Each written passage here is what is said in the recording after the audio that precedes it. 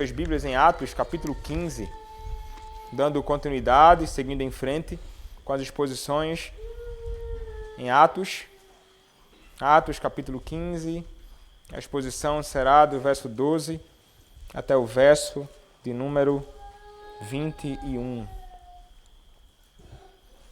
Atos, capítulo 15, versos 12 a 21, assim nos diz a palavra do Senhor. E toda a multidão silenciou, passando a ouvir a Paulo e Barnabé, que contavam quantos sinais e prodígios Deus fizera por meio deles entre os gentios. Depois que eles terminaram, falou Tiago, dizendo: Irmãos, atentai nas minhas palavras. Expôs Simão como Deus primeiramente visitou os gentios, a fim de constituir dentre eles um povo para o seu nome. Conferem com isto as palavras dos profetas, como está escrito: Cumpridas estas coisas, voltarei e reedificarei o tabernáculo caído de Davi, e levantando-o de suas ruínas, restaurá-lo-ei, para que os demais homens busquem o Senhor e também todos os gentios sobre os quais tem sido invocado o meu nome.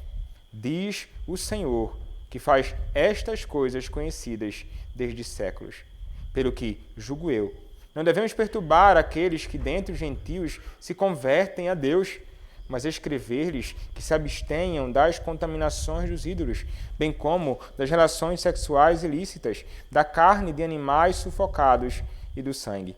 Porque Moisés tem em cada cidade, desde tempos antigos, os que o pregam nas sinagogas, onde é lido todos os sábados. Amém.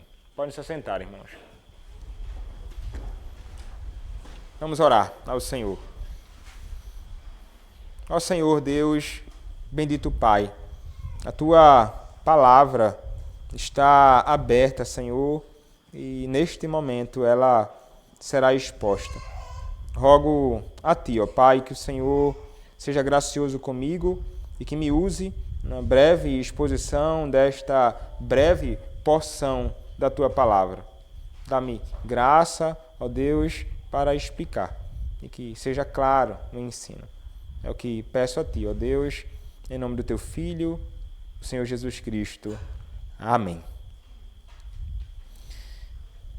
Há discussões, há controvérsias, há coisas com as quais a Igreja de Cristo precisa se envolver, porque, como nós sabemos e até mesmo vimos na leitura da Confissão de Fé de Westminster nesta noite, no capítulo de número 31, há discussões, há coisas que são tratadas, há coisas que são importantes com respeito à fé e à consciência dos crentes que precisam ser tratados nos seus concílios, visando o bem da igreja, visando a maturidade da igreja, visando a edificação da igreja, visando a glória do nome do próprio Deus.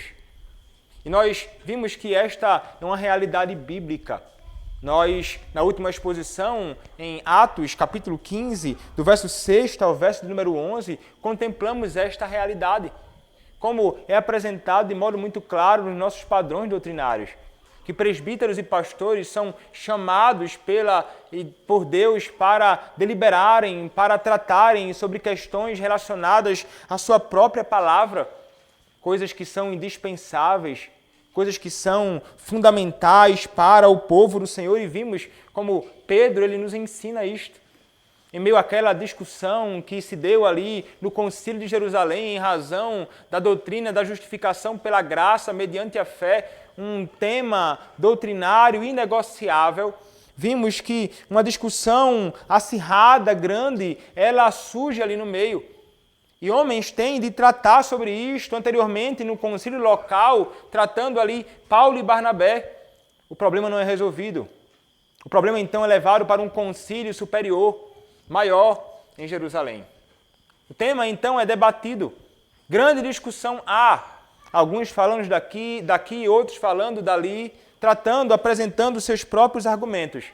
E vimos então que Pedro, servo do Senhor, apóstolo da Igreja de Cristo, é um dos que se levanta para também tratar sobre o tema ali, naquele contexto. E vimos como Pedro, depois de examinarem a questão, havendo grande debate, verso 7, Pedro ele toma a palavra e vai então dizer: irmãos, vós sabeis que desde há muito Deus me escolheu dentre vós, para que, por meu intermédio, ouvissem os gentios a palavra do Evangelho e crescem. Ele vai então começar a falar acerca da realidade de que ele fora escolhido por Deus, separado pelo Senhor, para proclamar a palavra aos gentios.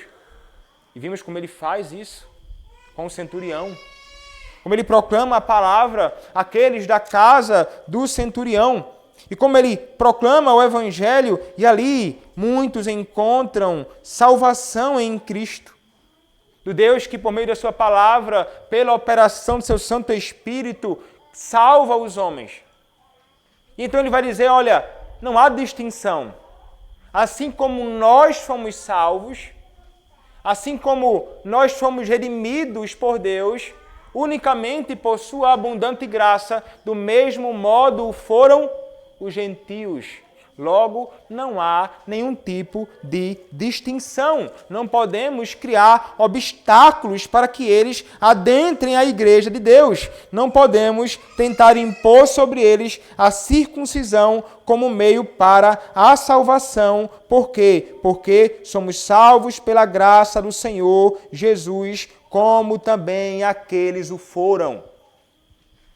E aqui neste capítulo, irmãos, como em toda a Escritura, nós encontramos a verdade inegociável sendo declarada e defendida, como apresentada por Pedro.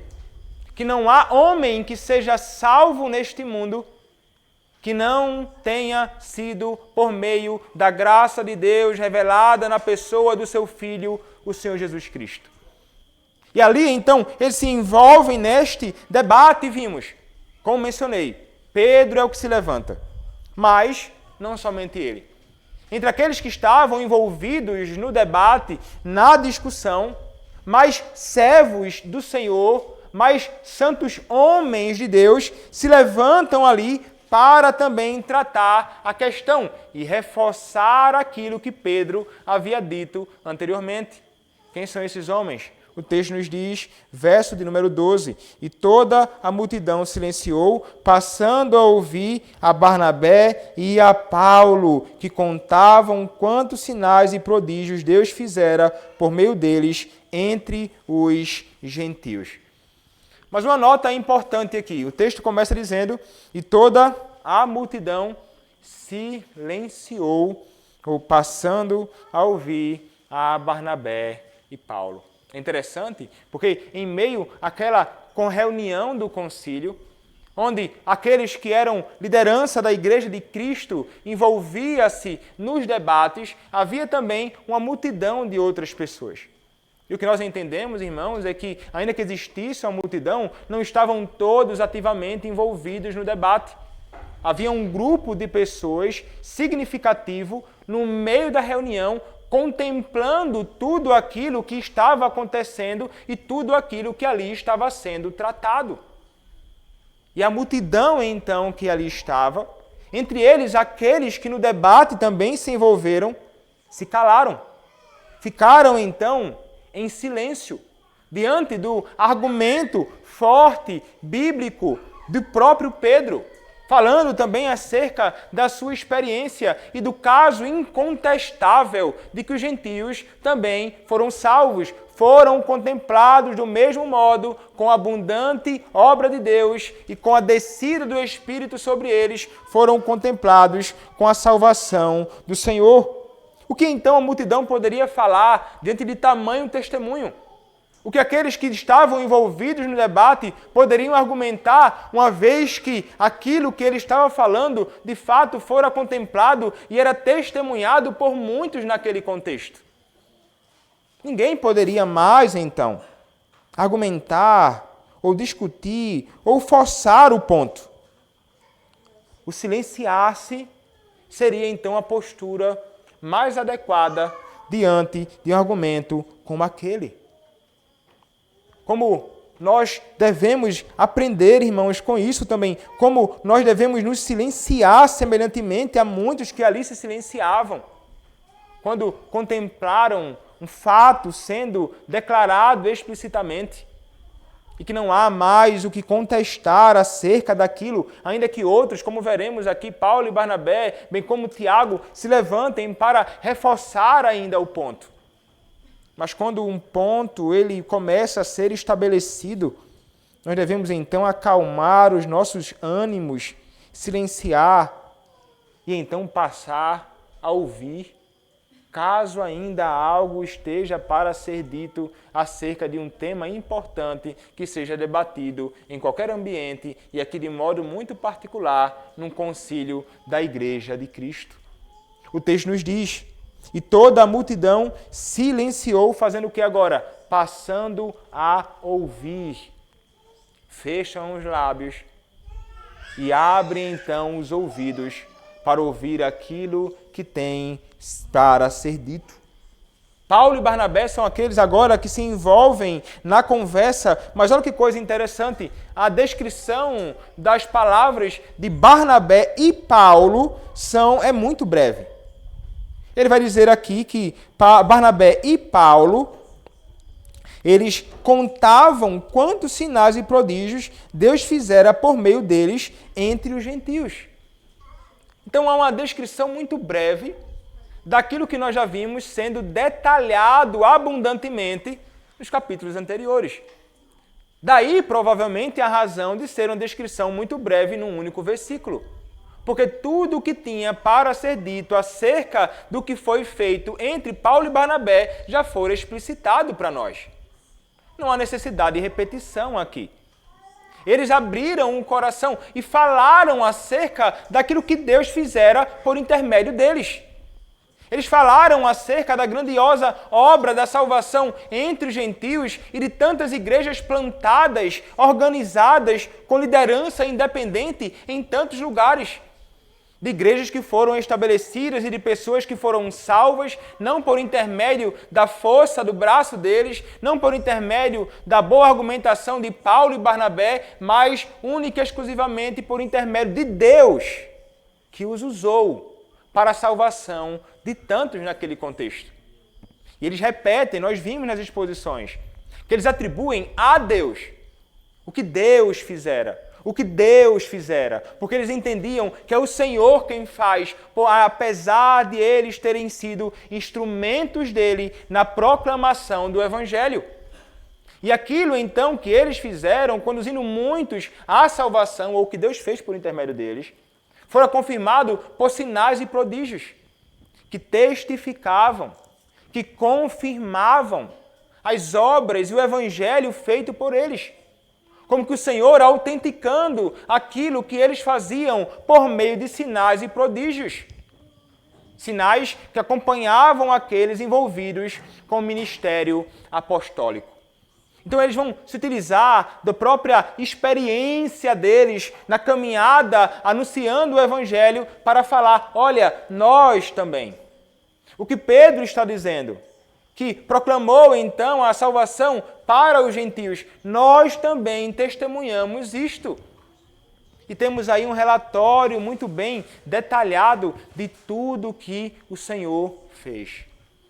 Então, eles reforçam com este argumento o que Pedro falou, fazendo isso através da própria vida, daquilo que eles puderam experimentar na sua própria caminhada. Ali estava, então, um argumento a mais para que aqueles que estavam se opondo ao ensino da justificação pela graça mediante a fé somente por meio de Cristo entre os gentios, eles estavam, então, mostrando, olha, não tem como correr, não tem como fugir, vocês não podem ir contra essa verdade que fora estabelecida aqui. E ali, aqueles que estavam ouvindo deveriam ser convencidos através do testemunho fiel de homens santos e fiéis do Senhor, que também estavam ali para fazer a obra do próprio Deus. Então, reforça-se o ponto. Mas é interessante nós percebermos, irmãos, que por mais que o testemunho de Pedro, por mais que o testemunho de Paulo junto a Barnabé sejam evidências claras de que o Senhor, Ele salva não somente judeus, mas gentios, e que todo homem agora deve se calar e nunca mais tentar inventar que a salvação é para um grupo étnico apenas, e de modo especial os judeus, nós veremos que há necessidade de um outro argumento. E um argumento que não vai apresentar-se como um argumento apenas ligado a um chamado, a um testemunho, a uma experiência, mas um argumento a partir da própria palavra. Por ordem, então, depois de Pedro falar, silenciam-se, Paulo e Barnabé falam, se calam, e então agora Tiago passa a falar a partir do versículo de número 13. O texto nos diz: depois que eles terminaram, vejam a ordem, irmãos, não há bagunça aqui nesse concílio. A ordem, alguém que fala, ao terminar alguém então, o outro passa a falar, como isso nos serve para orientar as nossas reuniões, as nossas discussões até mesmo, em nossos concílios, do menor ao maior, e em tudo aquilo que nós nos envolvermos. Veja, há um tempo delicado a falar e um tempo delicado a ouvir, e a ordem, como tudo relacionado ao nosso Deus, a ordem e a decência. Na adoração pública ao nosso Senhor e nas reuniões do concílio da igreja, que trata sobre coisas que são de fundamental importância, não poderia ser diferente. Então, a vez tendo Paulo e Barnabé se calado, falou Tiago dizendo. Quem é Tiago aqui, irmãos? E o que nós entendemos que este Tiago que se apresenta aqui é um Tiago, líder da igreja de Cristo em Jerusalém daqueles dias. Um presbítero da igreja de Cristo. Não era ele o apóstolo nós vimos, morreu. Tiago, ele fora morto, nós vimos na exposição do livro de Atos. Este Tiago aqui é provavelmente o irmão do nosso Senhor e Salvador Jesus Cristo, líder da igreja de Cristo, que provavelmente não se converteu ao Evangelho crendo em Cristo logo no início do testemunho de Cristo no meio da sua família. Ele fora rejeitado pelos seus. Mas esse homem passou a graça, ele encontrou a salvação, ele se rendeu a Cristo e ele então passou a ser servo de Cristo. E agora ele é um homem proeminente, um grande líder da igreja de Cristo em Jerusalém. É este homem chamado Tiago. E Tiago, então, ele vai aqui começar a trazer algum ponto fundamental e indispensável para o estabelecimento da questão. Ele vai dar o veredito, ele vai dar a palavra final, e de fato se utilizando de algo que não pode de modo algum ser contestado. O que ele vai usar, irmãos? Ele vai usar a palavra. Olha o que ele diz. Depois que eles terminaram, falou Tiago dizendo: irmãos, atentai nas minhas palavras. Ele se dirige àqueles que estavam ali envolvidos naquele debate no concílio. Ele chama aqueles homens de irmãos. Há palavras respeitosas aqui, por parte deste servo do Senhor, dirigida a todos aqueles que estavam ali. Mas ele então chama como que atenção, olha, atentem, olhem para mim, escutem o que haverei de falar, atentai nas minhas palavras. E então ele vai começar a falar acerca daquilo que fora dito pelo próprio Simão. O texto nos diz no verso 14, expôs Simão como Deus primeiramente visitou os gentios, a fim de constituir dentre eles um povo para o seu nome. É interessante porque ele vai usar o nome judaico de Pedro. Ele vai chamar Simão. Não é? Ele estava ali em Jerusalém. Havia uma série de homens envolvidos com a religião judaica. Ele então chama ele de Simão, pelo seu nome judaico, mas a referência aqui é ao próprio Pedro, que havia argumentado ali do verso 6 até o verso 11, que nós vimos na exposição anterior. E ele vai se utilizar do argumento de Pedro para então basear aquilo que Pedro disse em evidências bíblicas. Olha o que ele diz. Ele faz, expôs Simão, o quê? Como Deus, primeiramente, visitou os gentios.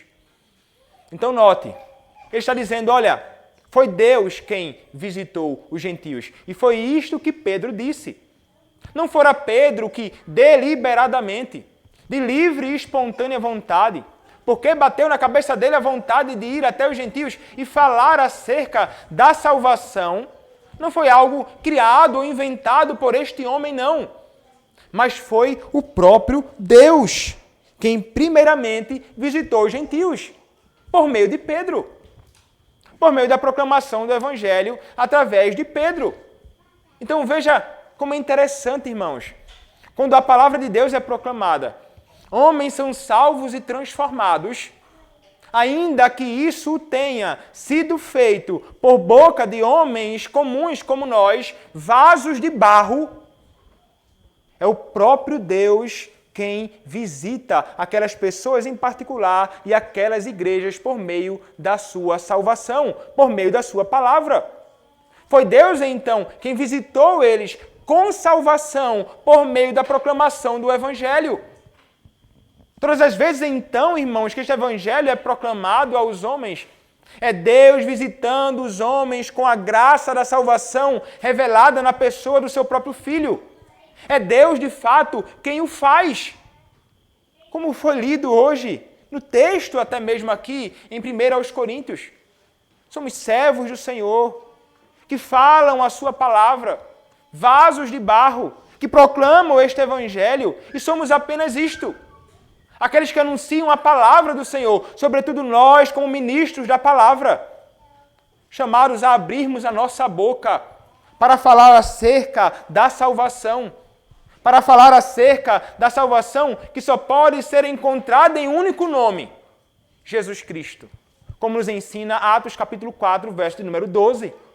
Essa era a realidade, então, da salvação. E é isso que nós devemos estar empenhados em fazer, mas sem nunca jamais entender que é Deus quem visita os homens com a salvação, assim como fizera através de Pedro entre os gentios. Isso deveria, então, fazer com que aqueles que estavam ali ainda com os ânimos elevados, deveriam, então, se calar mais uma vez. E calar as suas próprias consciências. E calar o seu próprio coração revoltado. Porque foi Deus quem fez. E não um homem comum. E se foi Deus quem fez, como posso eu me opor à vontade estabelecida de Deus de modo claro na salvação dos gentios, na salvação dos homens? Ele diz, foi Deus quem visitou os gentios. E ele fez isso com que propósito? O texto nos diz, a fim de constituir dentre eles, entre quem? Os gentios, um povo para o seu nome. Ele fez isto, ele visitou os gentios para separá-los como um povo especial seu. Assim como os judeus, Israel era um povo peculiar, nação de Deus, escolhida, um povo santo. Mas ele vai dizer, olha, os gentios foram visitados por Deus para serem então considerados, tidos, recebidos como aqueles que pertencem ao próprio Senhor. E eles são povo de Deus. Eles foram agregados àqueles que pertencem ao Senhor. O Senhor então fez isso para constituir dentre eles um povo para o seu nome. Um povo que pertence a Ele. Então veja que maravilha, irmãos. Como o Senhor, Ele mostra a sua abundante graça e como Ele desejava, e isso certamente desde a eternidade, que o seu povo o rejeitasse para que nós, hoje, gentios, fôssemos visitados por Deus e acrescentados no meio do seu povo e da sua própria igreja. E somos então um povo peculiar do Senhor, Não os gentios apenas daqueles dias, irmãos, mas todos nós, judeus e gentios, pertencemos a Deus. E Ele quer deixar isso claro o tempo inteiro, não somente nós, mas também eles. E vocês devem então entender, fora o que Pedro disse, e eu estou então, Tiago está dizendo, reforçando para vocês este ponto que é fundamental. O Senhor, mostrando a abundância da sua graça e do seu grande amor, estendendo a salvação a muitos e muitos homens e mulheres de todo o mundo. Como isso mostra, irmãos, aqui, podemos deduzir, inferir isto daqui. Como o coração do Senhor, ele é verdadeiramente abundante. Veja, um mundo encerrado em miséria e pecado. Homens maus de todos os lados. Gentios como nós e tantos daquela época estão mergulhados em todo tipo de corrupção e iniquidade, adorações a falsas divindades e tantas coisas, mas o Senhor ainda assim quis dentre eles salvar muitos.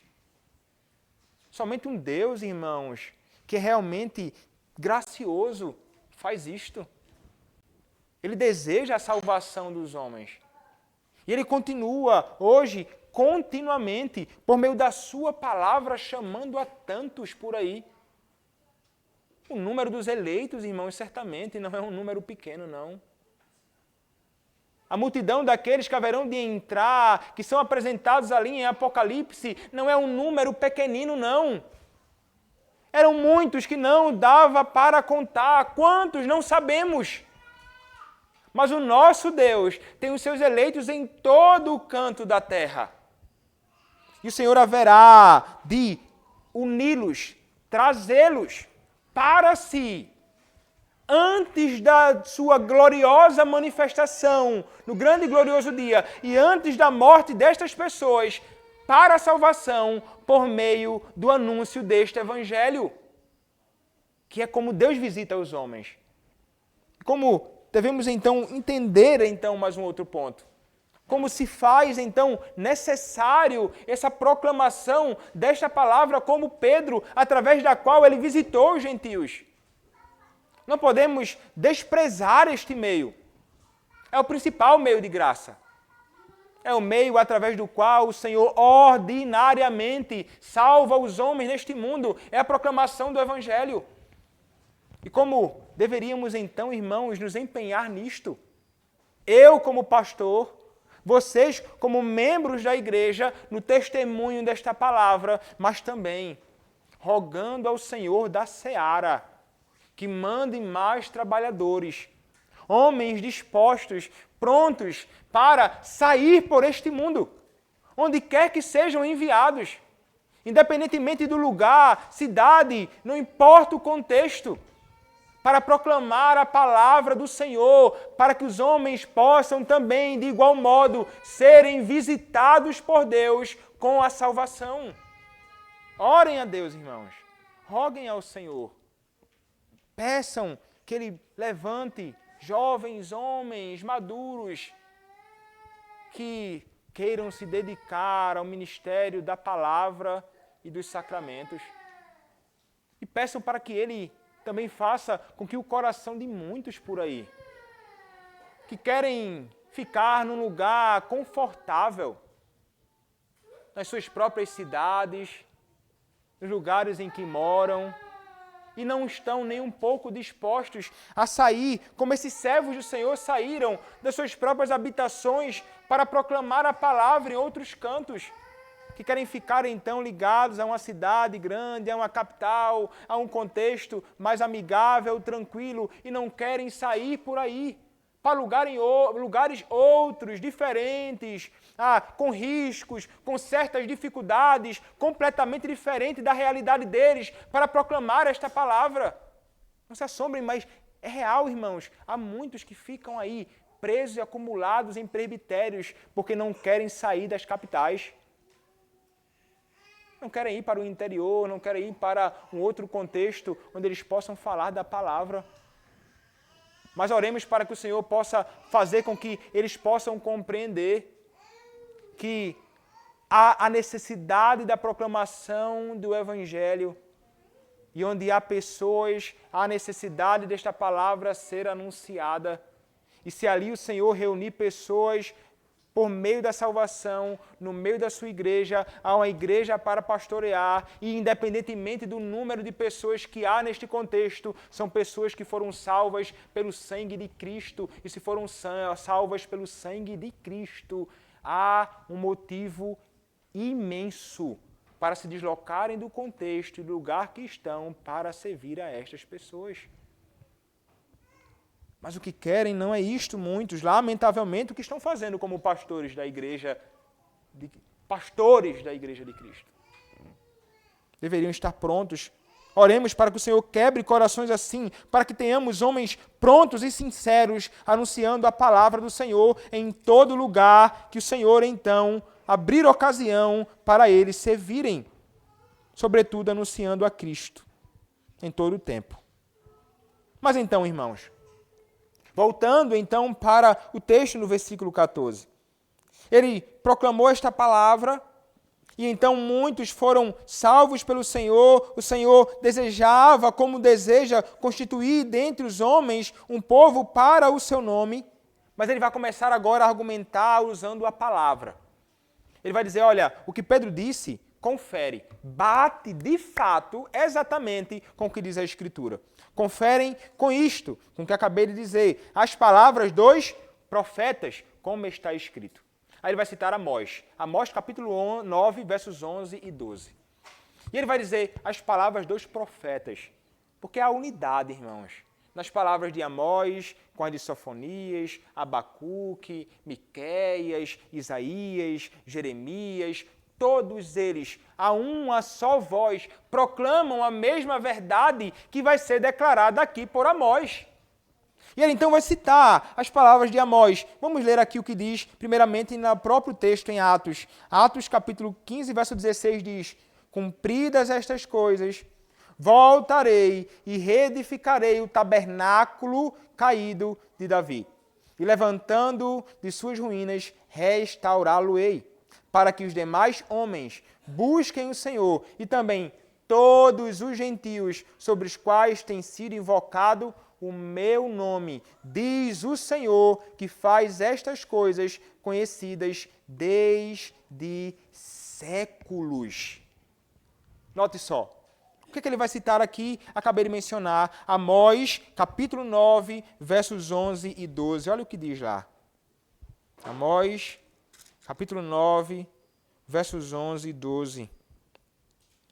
Naquele dia, levantarei o tabernáculo caído de Davi, repararei as suas brechas e, levantando-o das suas ruínas, restaurá-lo-ei como fora nos dias da antiguidade, para que possuam o restante de Edom e todas as nações que são chamadas pelo meu nome, diz o Senhor que faz estas coisas. Então note, há uma palavra aqui. E o que é isso que está... O que é que ele está querendo dizer aqui com estas palavras? Ele está aqui, irmãos, falando, citando Amós, falando sobre a restauração do trono de Davi. A ideia aqui apresentada no texto é que Deus, ele haveria de reerguer o reinado de Davi. E que Deus levantaria da descendência de Davi alguém. E este que haveria de ser levantado da descendência de Davi, nós já sabemos quem o é. A palavra nos ensina, é o próprio Senhor Jesus Cristo. Mas ele fala sobre o reestabelecimento do reino de Deus, tipificado na pessoa de Davi naqueles dias. Mas é interessante também que ele vai falar acerca do tabernáculo de Davi. Que Deus haveria de reerguer o reinado de Davi, mencionamos, e que Deus, então, ele haveria de reerguer o tabernáculo de Davi. O tabernáculo de Davi que deveria, então, ser restaurado, o tabernáculo, o santuário. de Davi. O lugar da habitação de Deus. Como era o santuário, como era o próprio tabernáculo. E com que propósito ele deveria de ser reestabelecido, reerguido, para que ele vai ser então restaurado.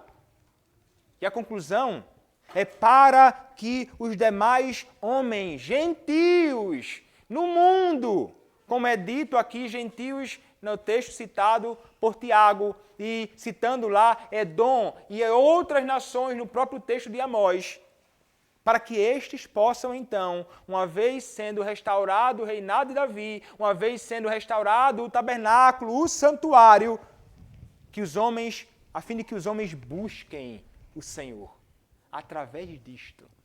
Interessante este argumento do próprio Tiago, utilizando-se aqui da Escritura. Quando nós olhamos então, irmãos, para isto, nós de imediato contemplamos este homem se utilizando da palavra de Deus como um meio fundamental para estabelecer uma questão e então bater o martelo. Mas quando ele fala sobre o santuário ou o tabernáculo sendo restaurado, será que isso se limita apenas a um tabernáculo ou santuário físico, como aquele que manifestava a habitação, a presença de Deus na terra, no meio do seu povo? Quando nós olhamos, irmãos, para a Escritura Sagrada, nós contemplamos os servos do Senhor, os apóstolos, falando acerca da bendita obra do nosso bendito e suficiente Salvador, o Senhor Jesus Cristo. Aquele que haveria de morrer, aquele que haveria de ser sepultado, mas ressuscitaria ao terceiro dia. Isto é o Evangelho, proclamado por Paulo. E ensinado ali, por exemplo, em 1 Coríntios, capítulo 15, nos 4 primeiros versos, de modo muito claro. Mas, quando nós olhamos, então, para a Escritura, vemos que, de fato, Jesus Cristo ele foi morto e ressuscitou. Quando nós olhamos, então, para o testemunho de Cristo, que está completamente unido, adequado, em harmonia com o que é proclamado por Paulo. Paulo não disse nada que não tenha sido dito ou ensinado por Cristo. Cristo, então, vai nos ensinar, no Evangelho de João, e especificamente no capítulo de número 2, ele vai falar sobre o templo, sobre o tabernáculo ou sobre o santuário. Sobre um santuário que será destruído. Como fora destruído, então, no passado, aquilo que antes representava essa realidade na antiga dispensação. Mas é interessante que ele vai dizer que este santuário será reerguido ao terceiro dia. Olha lá o que diz João, capítulo 2, versos 13 a 22. João, capítulo 2,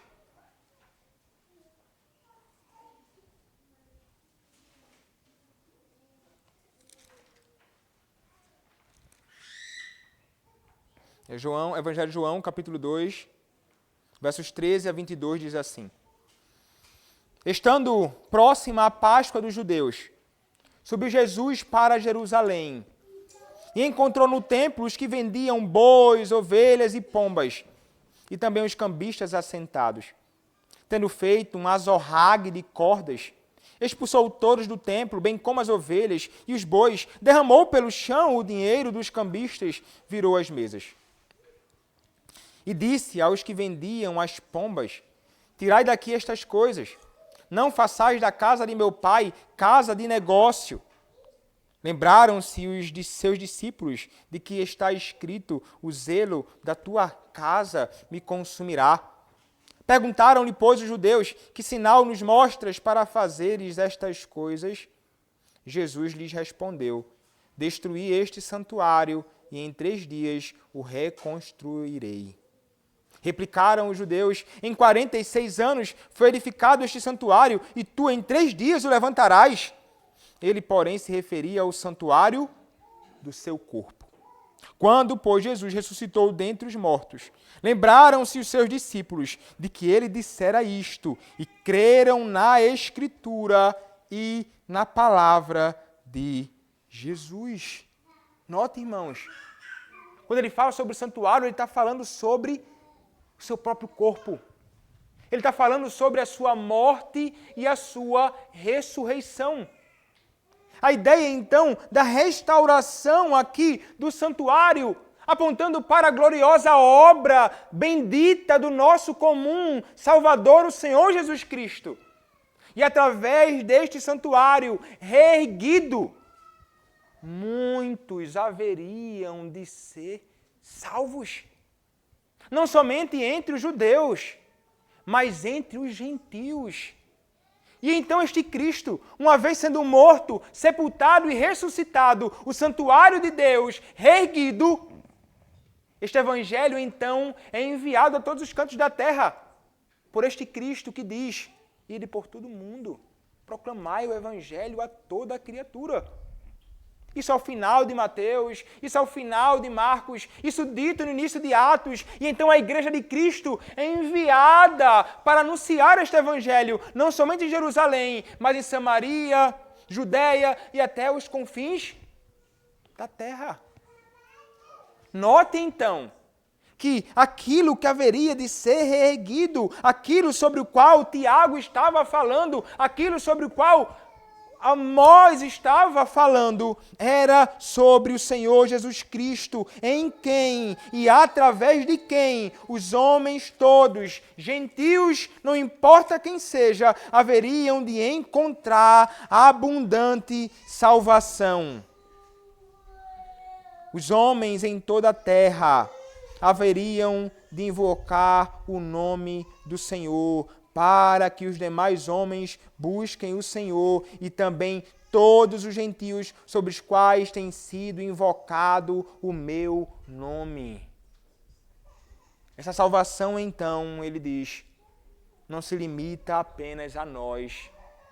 A Escritura declara esta maravilhosa e belíssima realidade de um Deus que é o verdadeiro Salvador do mundo, não somente dos judeus. Aqui então ele começa e ele estabeleceu a questão usando a palavra. É o que de fato deve ser usado e deve ser tratado como a base e o fundamento em toda e qualquer discussão que você se envolver. É o que deve ser usado nos meios de discussão no concílio da igreja. Antes de qualquer coisa, a Escritura Sagrada. E é justamente isso, irmãos, que deve ser considerado. E é justamente isso que vai realmente fechar a questão. E nos mostra como que numa declaração implícita, sola Escritura, ainda que o testemunho seja válido, a palavra de Deus é que fecha o caso.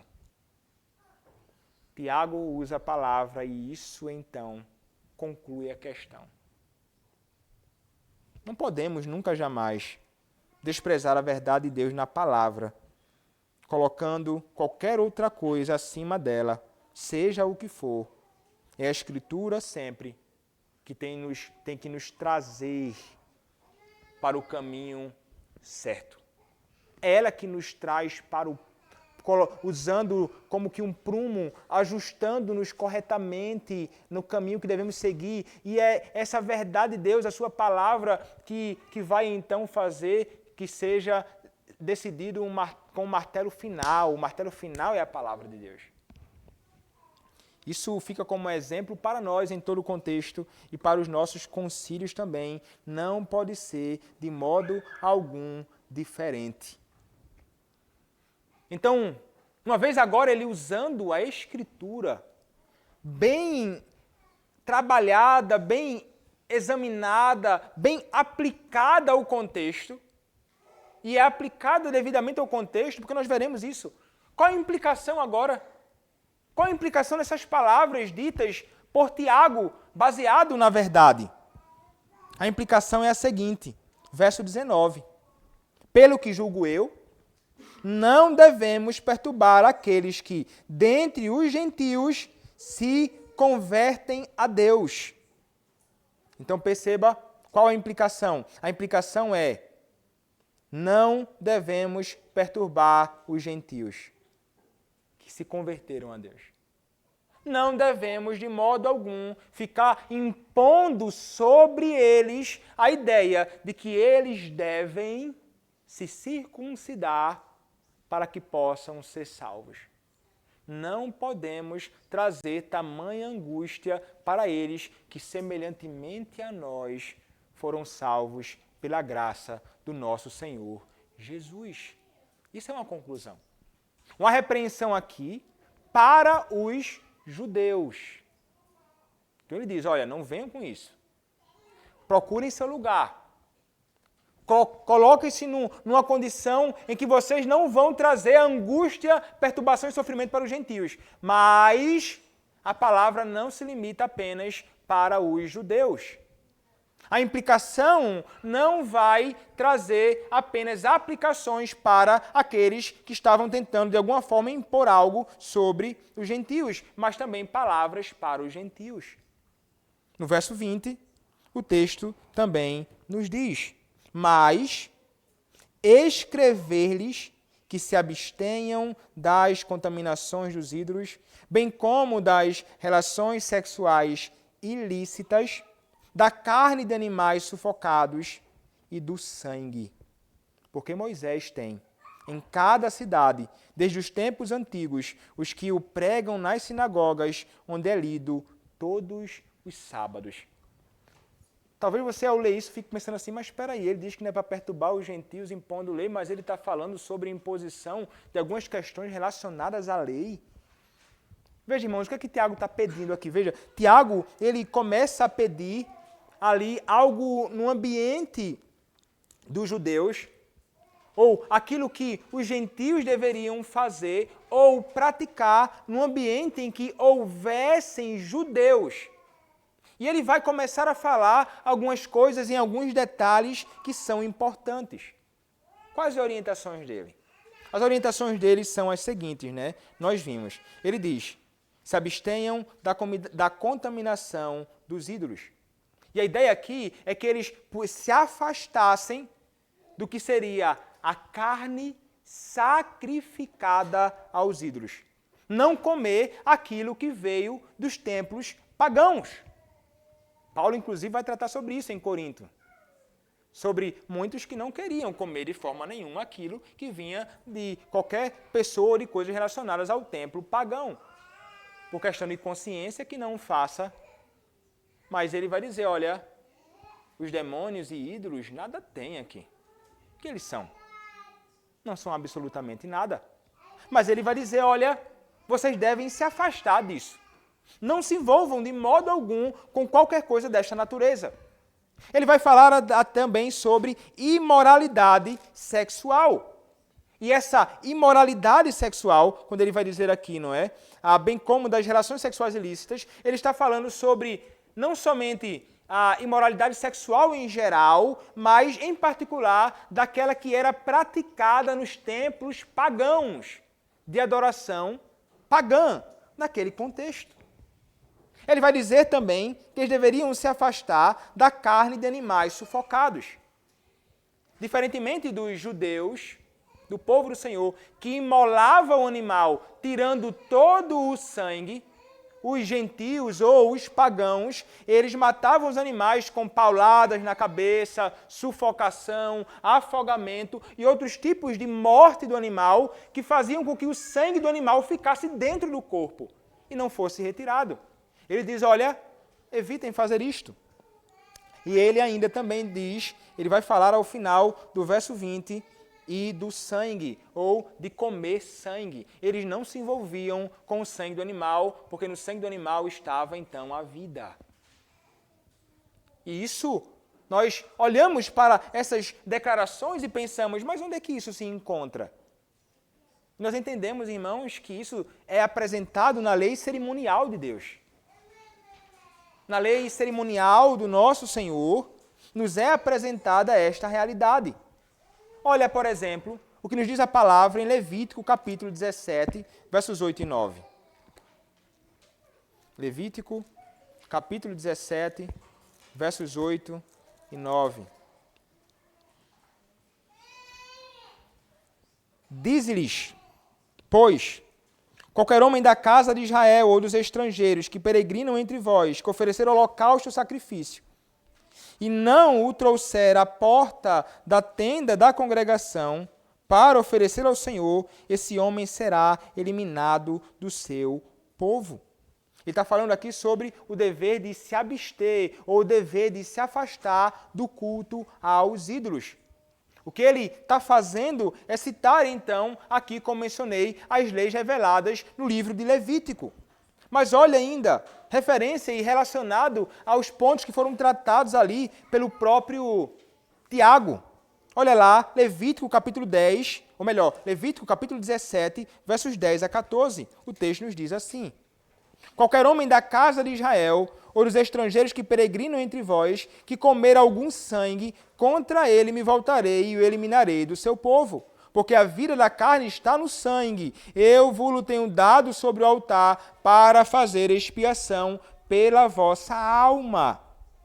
Porquanto é o sangue que fará expiação em virtude da vida. Portanto, tenho dito aos filhos de Israel: nenhuma alma dentre vós comerá sangue, nem o estrangeiro que peregrina entre vós o comerá. Qualquer homem dos filhos de Israel ou dos estrangeiros que peregrinam entre vós, que caçar animal ou ave que se come, derramará o seu sangue e o cobrirá com pó. Um outro ponto, tratado agora no capítulo de número 18, a partir do versículo de número 6, falando sobre a pureza também. Nenhum homem se chegará a qualquer parenta da sua carne para lhe descobrir a nudez, eu sou o Senhor. Não descobrirás a nudez de teu pai e de tua mãe, ela é tua mãe, não lhe descobrirás a nudez, não descobrirás a nudez da mulher de teu pai, a nudez de teu pai. Enfim, ele vai começar a tratar sobre várias questões relacionadas a relações sexuais que são ilícitas e reprovadas pelo próprio Senhor. Ele então está aqui tratando sobre questões relacionadas à lei do próprio Deus. Mas veja, ele não está aqui, como poderíamos imaginar, tentando colocar ou impor sobre os gentios regras que seriam meios através dos quais eles encontrariam algum tipo de salvação. Não, lembrem-se, a tese em toda a Escritura e no capítulo particular de Atos capítulo 15 é a verdade que os homens são salvos pela graça mediante a fé em Cristo Jesus. Mas ele está apresentando alguns pontos aqui que serão fundamentais para aquele contexto em particular e não são determinações para a Igreja de Cristo em geral em todo o tempo. O abster-se destas coisas era uma circunstância particular do contexto dos dias da Igreja de Cristo, que estava ainda no processo de maturação naqueles dias. Contudo, o princípio manifesto de sabedoria é fundamental neste contexto. E ele então conclui dizendo, olha, verso de número 21, porque Moisés tem em cada cidade, desde os tempos antigos, os que pregam nas sinagogas, onde é lido todos os sábados. Então, é como se ele estivesse querendo dizer assim, olha, vocês devem saber que todos sabem que os judeus não gostam de tais coisas que foram mencionadas agora pelo próprio Tiago. Os judeus não se envolvem com isso. A lei do Senhor é lida todos os sábados por eles. Por isso, então, vocês devem evitar isso. Em todo canto vocês são encontrados por eles. E eles estão no meio da igreja, espalhados por aí. Vocês, então, devem atentar para algo que é fundamental. E é o que ele está querendo estabelecer ali. O que é que Tiago está querendo dizer? Tiago, irmãos, como falei há pouco, ele não está querendo estabelecer a lei de que devemos nos abster de tais coisas em qualquer circunstância. Não é? Nem está querendo dizer que isso é para nós hoje. Tiago quer mostrar simplesmente que essas leis, elas são importantes para quê? Naquele contexto em particular, e o princípio serve para nós, para a convivência entre judeus e gentios. É para a boa convivência entre aqueles que foram salvos pela mesma graça. É para a boa convivência. Então, são leis para a convivência, aplicadas a um contexto em particular específico da Igreja de Cristo, ainda sendo amadurecida naqueles dias. Então, foi uma aplicação muito sábia e muito apropriada, apelando, sobretudo, não à lei cerimonial, mas o que ele está querendo estabelecer é a lei do amor, de uns para com os outros. O ponto-chave é: eu amo o meu irmão e por essa razão, então, eu deixarei de exigir coisas que não fazem sentido e não praticarei coisas que podem trazer o escândalo para ele. E se aquilo, então, vai escandalizar, se aquilo haverá de perturbar, eu, então, devo evitar por amor ao meu irmão em Cristo. Então, é isso que ele está querendo trazer à tona naquele contexto. E é isso que ele quer ensinar àqueles irmãos daquela igreja ainda misturada. Obviamente, irmãos, que isso nos ensina muito sobre coisas que nós fazemos ou deixamos de fazer, que para alguns pode ser tido ou considerado como algo pecaminoso, quando não é necessariamente pecaminoso. Então, pensando em questões relacionadas à comida, por exemplo. No Nordeste, e imagino que aqui pode ser encontrado o que nós chamamos de galinha à cabidela. É a galinha feita no sangue. Eu acho que alguns já comeram aqui, talvez. É muito saborosa. Mas, trata-se de um tipo de comida que provavelmente não será apreciado por muitos. Alguns, primeiro, porque podem ter nojo e não vou comer esse negócio, não. Galinha feita no sangue, estou fora. Outros, talvez, porque imaginam, é pecado comer alguma coisa com sangue. Por mais que estejamos conscientes, e veja, irmãos, o próprio apóstolo Paulo vai tratar sobre essa questão e vai dizer que são aqueles que são mais fracos na fé, aqueles que têm pouca maturidade no que diz respeito às questões relacionadas à Escritura, aqueles que ainda estão apegados a algumas questões externas relacionadas à comida, que são chamadas por Paulo em 1 Coríntios capítulo 15 de irmãos fracos. Por essa razão, então, e por amor a estes irmãos, não que eles estão certos, mas por amor a eles, ele vai dizer, olha, em outros contextos, juntando o que Paulo diz em Coríntios com o que diz em Romanos, abstenham-se disto. Obviamente que isso não significa que não podemos, de algum modo, procurar instruir a consciência daquela pessoa à luz da verdade e mostrar para ela, olha, a verdade de Deus é esta.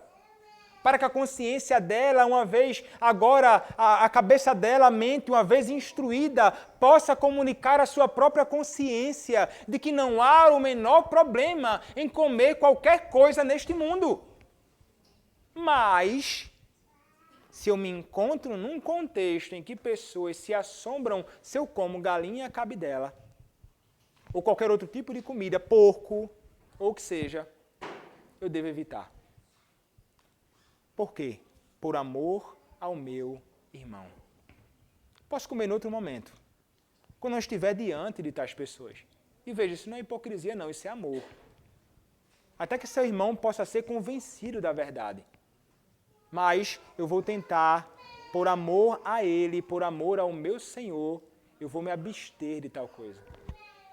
Eu não vou, não somente fazer isto na frente deles, eu não vou chamá-los na minha casa, forçando a consciência dessa pessoa a comer algo que ela não come, vou chamar ele. Ele diz que come tudo que coloca na mesa, vou meter aqui a galinha cabidela, eu quero ver se ele vai comer. Não, ele não vai comer. E a pessoa vai evitar, então, fazer tal coisa, ou vai evitar fazer isso na frente daqueles que ficam, de algum modo, assombrados com isto. É o que ele está querendo fazer aqui, a fim de que o amor seja evidenciado e a fim de que exista harmonia. Para que tanto judeus como gentios pudessem conviver bem, tranquilamente, alegremente uns com os outros. Então veja que a decisão de Tiago, junto aos outros, visava um bem comum e algo fundamental para a edificação do corpo de Cristo, como todo concílio deve fazer em suas deliberações. E nós, como veremos aqui, há uma comunicação para as igrejas, devemos receber com alegria, se for algo baseado na verdade de Deus, visando o bem. E é isso que ensina os nossos padrões, nós vimos aqui. Olha lá, diz assim, capítulo 31 da Confissão de Fé de Westminster. Para melhor governo e maior edificação da igreja, deverá haver as assembleias comumente chamadas sínodos ou concílios, em virtude do seu cargo e do poder que Cristo lhes deu para edificação e não para destruição, pertence aos pastores e outros presbíteros das igrejas particulares, criar as assembleias e reunir nelas quantas vezes julgarem útil para o bem da igreja. Aos sínodos e concílios compete decidir ministerialmente controvérsias quanto à fé e casos de consciência. Determinar regras, como é determinado aqui, e disposições para a melhor direção do culto público de Deus e governo da sua igreja. Receber queixas em caso de má administração e autoritativamente decidi-las. Os seus decretos e decisões, sendo consoantes com a palavra de Deus, como deve sempre ser, devem ser recebidas com reverência e submissão, não só pelo acordo com a palavra, mas também pela autoridade pela qual são feitos, visto que essa autoridade é uma ordenação de Deus designada para isso em sua palavra. Então, é para o bem da igreja, é para a edificação do povo do Senhor. É isso que o coração de homens que temem e amam a Deus, é isso que um coração de homens que temem a Deus e amam a igreja vai estar voltado. Em qualquer tipo de discussão nos concílios. Não deveríamos visar nenhuma outra coisa senão a glória de Deus, o seu evangelho, a edificação do povo do Senhor, o amadurecimento da igreja de Cristo. É isso que nós deveríamos então visar, ter como alvo em todas as nossas deliberações. E essa é a vontade de Deus, irmãos, para a nossa vida. Que, por mais que a lei diga algo de modo muito claro e ensine você, dando a você liberdade que for, somos chamados por Deus a, por amor aos nossos irmãos e para o bom andamento e convivência, até mesmo nos abstermos de algumas coisas que são lícitas para o bem do povo do Senhor, para a prosperidade e alegria da igreja do nosso Senhor e Salvador Jesus Cristo. É o que é exigido de nós e é o que deve ser aplicado por nós em nossa vida e em nossas igrejas também. Essa é a vontade de Deus para a igreja de Cristo e é assim que nós devemos andar, conformando-nos à sua própria vontade, como revelado na sua própria palavra, a Escritura Sagrada. Então, irmãos, procuramos com a graça do Senhor e com o nosso Deus, o nosso gracioso Senhor nos conceda a graça de fazermos valer em nosso meio a lei do amor, para que possamos então caminhar bem com alegria como irmãos em Cristo, membros da mesma igreja, estando sob o governo daquele que é o nosso cabeça, o Senhor Jesus Cristo. Amém. Vamos orar. Senhor nosso Deus, louvado seja o teu nome, ó Pai, pela tua palavra e pela graça que temos de sermos edificados por ti e instruídos por ti através da tua palavra. Dá-nos a graça, ó Pai, de conhecermos mais da tua palavra e dá-nos a graça de vivermos segundo ela. Ajuda-nos, Pai, a seguirmos a tua palavra, as orientações claras, aplicações e princípios da tua verdade, para vivermos, Pai, de um modo agradável entre irmãos em Cristo, no meio do teu povo. Ó Deus, abençoa-nos assim. E, Senhor, assim como também visitaste a nós, muitos de nós com a salvação, Visita, Senhor, a outros que não conhecem a Ti, por meio da Tua palavra. Revela Cristo, que possam ser salvos por Ele. Ó Deus, é o que te pedimos, em nome do Teu Filho, o Senhor Jesus Cristo. Amém.